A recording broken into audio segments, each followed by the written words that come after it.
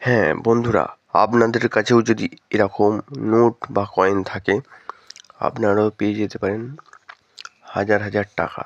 কিন্তু সেটি টাকার ওপর ভ্যালু করছে আপনি ক টাকা পাবেন।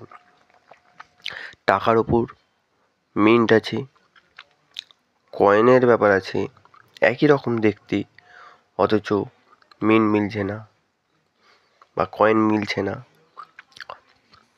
নানান সমস্যা হতে পারে।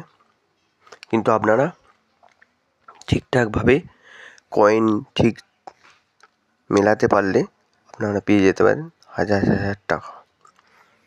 অন্যান্যদের মতো আমি আশ্বাস দেব না যে লাখ লাখ টাকা, কোটি কোটি টাকা।